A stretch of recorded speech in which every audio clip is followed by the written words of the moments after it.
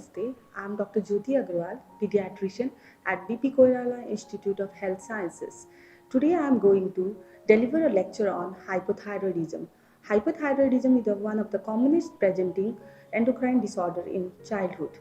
And timely pickup and treatment of hypothyroidism is important to preserve the IQ of the child so that they can contribute to the society being efficient manpower. Thyroid is a butterfly-shaped structure which sits and wraps around the trachea, and it is one of the largest endocrine organ of the body. So in today's presentation, I'll be talking about anatomy and physiology of the thyroid gland, what are the roles of thyroid hormones in our body, and I'll be talking about congenital hypothyroidism and when we should go for the newborn screening of the thyroid hormones, and how does a child present with acquired hypothyroidism and how can we approach to such cases. And when we take a section of the thyroid gland, so this is the thyroid follicle, and we have a follicular cells, and in the center we have a viscous and a thick secretion which we call as a colloid, and this follicle is surrounded by lymphatics, blood vessels, and parafollicular cells. So this is the picture we get, this is the microscopic picture we get. And seeing on to the embryology, so it originates from the thyroid diverticulum and ultimobranchial body, which gets completed by 3 months in utero, and there will be gradual maturation of the hypothalamo-pituitary thyroid axis.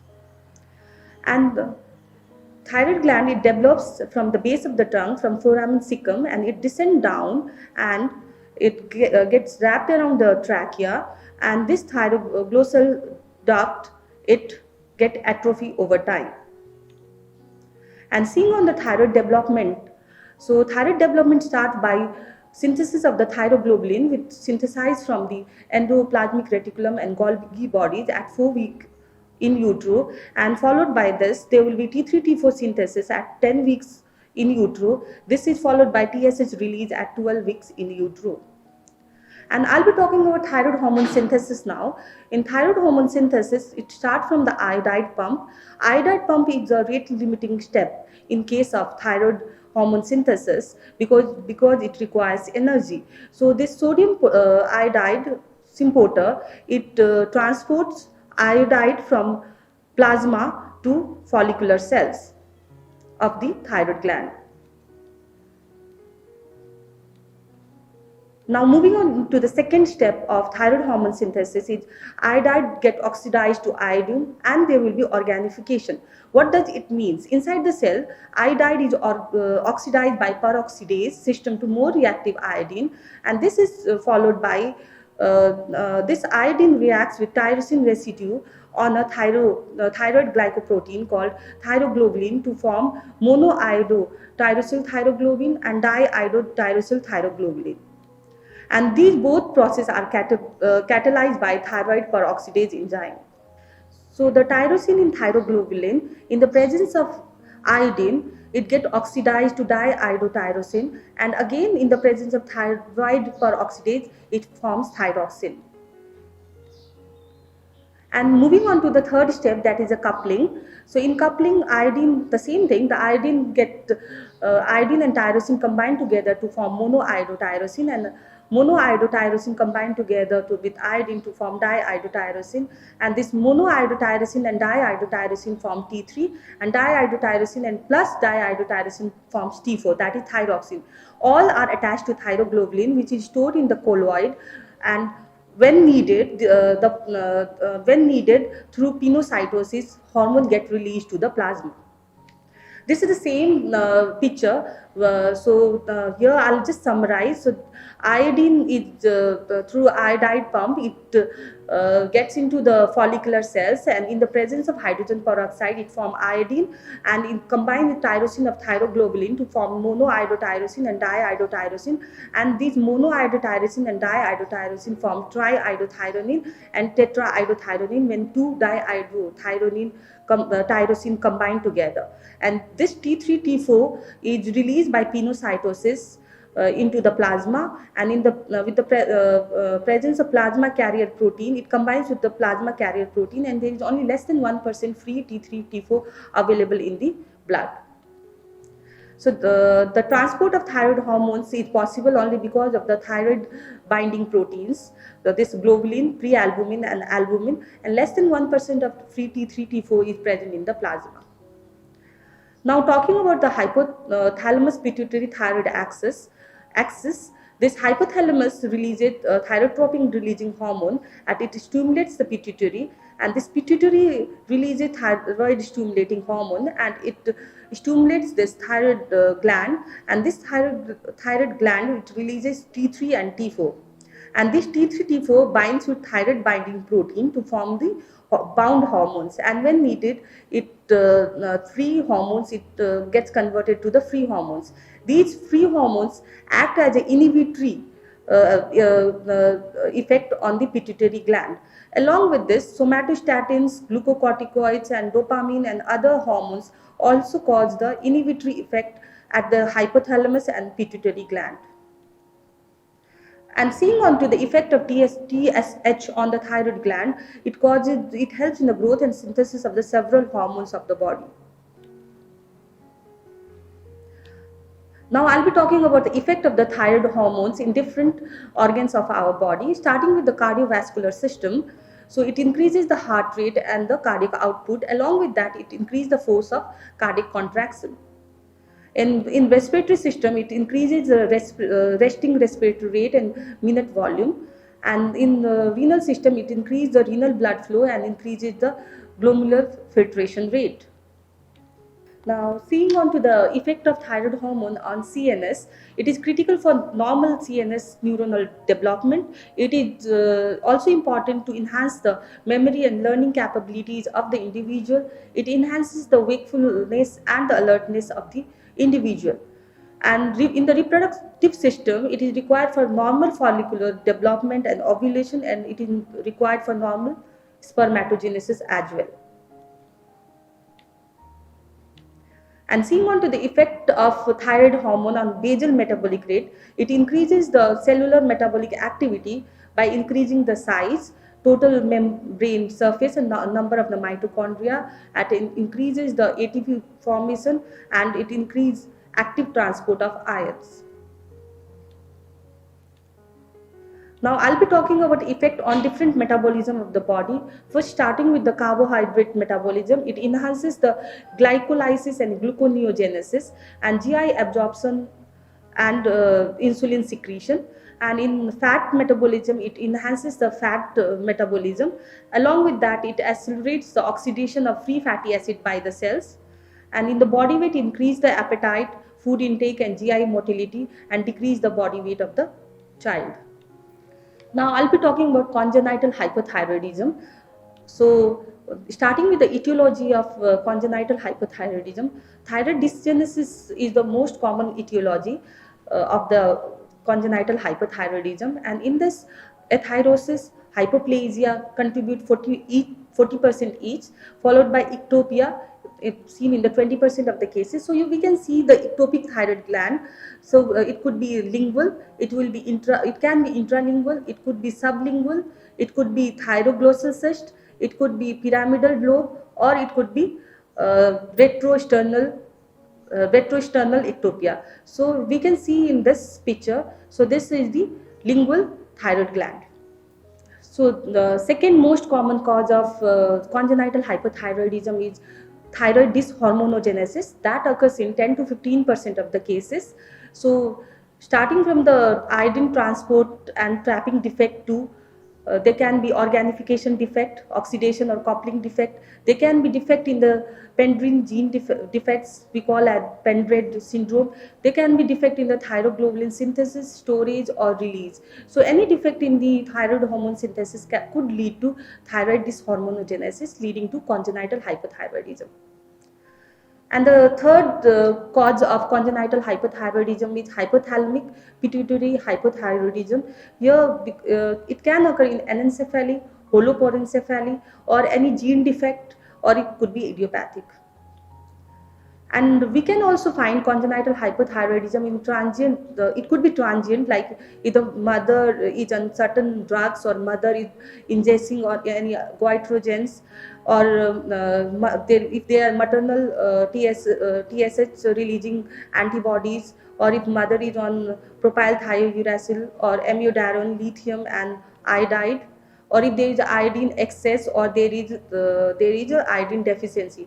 The incidence of congenital hypothyroidism is 1 in 4,000 cases. Now the same, this diagram, this pie chart depicts the overall incidence, showing that agenesis is present in 40% of the cases, ectopy in 40%, and followed by thyroid synthesis defect in 15%, and autoantibodies and hypoplasia 5% each. Now I'll be talking about a clinical feature of congenital hypothyroidism. How does the infant present with congenital hypothyroidism? So initially, the infant may not be having the typical features of congenital hypothyroidism, but as the days progress, we can get prolonged neonatal jaundice, and there could be edema of hands, eyelids, and feet. This infant could be large for gestational age. The mother may complain of poor feeding. There could be hypothermia. There will be protuberant abdomen and large anterior and posterior fontanelle. So, as the days progresses, we can get the typical course phases of the infant, and we can get the coarse facial features with puffy face. You can easily make out here with the swollen eyelids, and there will be hypertelorism. The distance between the two eyes are increased, and there will be depressed nasal breeze, and there will be narrow palpebral fissure. So you can see the palpebral fissure is narrow, and there will be open mouth with protruded tongue in this. And the finding beyond 1 month, so the findings may be different beyond 1 month. They would be darkened and mottling of the skin we can see, and they will be stressful, frequent labored breathing. We can get the child with such symptomatology, and they will be failure to gain weight. There will be poor sucking abilities, and there will be constipation, decreased stool frequencies, and decreased activity and the lethargy of the infant. So you can easily make out the protuberant abdomen, distant abdomen with dry and coarse skin of the infant. So finding after 3 months, we get the umbilical hernia, and they will be the same infrequent and hard stool and dry skin with carotenemia, and there will be macroglossia and the myxedema. Along with that, the cry would be hoarse. Now, when should we go for the newborn screening? So newborn screening of the thyroid hormone, when should we go for it? So principle of newborn screening would be, we have to go for newborn screening where relatively the cases are very high. We have a high prevalence because the deleterious consequences of delayed diagnosis, we know the child may have present with suboptimal IQ and many other complications as well. There will be difficult clinical recognition because as I told you, at birth we may not get the typical sign and symptoms of hypothyroidism, but as the age progresses we get the coarse faces along with that myxedema and other features along with, and there has to be reliable method of screening should be available for neonatal screening, and it should be safe and very effective treatment should be available. So whenever we are going for newborn screening, so it should be universal screening should be done at 3 to 4 day of life. And but there are three approaches. Which approaches we should follow for newborn screening? So the most preferred approach is primary TSH is to be done. This is backed up by T4. So why TSH is been preferred? Because this has been preferred, but with this approach we may miss central hypothyroidism, and the second is the primary T4 which is backed up by TSH, and the third is concomitant T4 and TSH can be done together. So this is the filter paper used in screening the case of hypothyroidism. Here the newborn information and mother's informations with physician's information is taken in detail, and then we take the sample of the newborn and send it for screening. So now what are the indication of congenital hypothyroidism. First, the family history of congenital hypothyroidism has to be present. Thyroid disease in mother should be there, along with if the mother is on any anti-thyroid drugs, and if the if the newborn is suffering from Down syndrome, trisomy 18, there are neural tube defects, there are congenital heart disease, and the newborn is having Peary-Robin sequence. Along with that, if the newborn is having sign and symptoms of hypothyroidism. So when we suspect for the abnormal values is when T4 is less than 6.5 microgram per deciliter and TSH is more than 20 milliunits per liter. Now, what are the diagnostic studies for congenital hypothyroidism? First of all, we should go for the imaging modality, that is scintigraphy and the sonography. And then functional studies is to be done, the iodine uptake scans are to be done. And then when we are suspecting autoimmune diseases, we have to do maternal and neonatal TBI measurement. Along with that, we have to go for urinary iodine measurement and radiography for skeleton maturation. Now, how do we approach for the treatment of congenital hypothyroidism? We have to start with the treatment as soon as the diagnosis is made, and we start with the treatment of levothyroxine, and the dose for the newborn is 10 to 15 microgram per kg per day of levothyroxine is to be started. So T4 normalizes in a week and TSH normalizes in a month after we start the treatment, and we have to starting the treatment is on not only the way of treating congenital hypothyroidism. Monitoring is very important. So in first 6 months we have to monitor thyroid function test every 6 weekly, and after that 6 months to 3 years we have to do every 3 monthly, and more than 3 years we have to do it every 6 monthly. And if it is a case of congenital hypothyroidism, and if we rule out transient hypothyroidism, then the treatment would be lifelong thyroid replacement. But we should be very cautious on over treating the newborn with thyroxine, because it can lead to premature sutural fusion and acceleration of the skeletal maturation and neurobehavioral issues. Now, what is the outcome? So we all must be knowing what is the best outcome and when the treatment should be started. Best outcome when the treatment is started by 2 weeks. If we start treatment as early as 2 weeks, then more than 85% of the infants treated before 3 months have IQ more than 85. But they may show minimal signs of brain damage, like impairment in the arithmetic ability, speech and fine motor in coordination can be seen in few infants. But if the treatment is started at 3 to 6 months, then the IQ may decrease to 71, and more than 6 months, IQ may further drop to 54.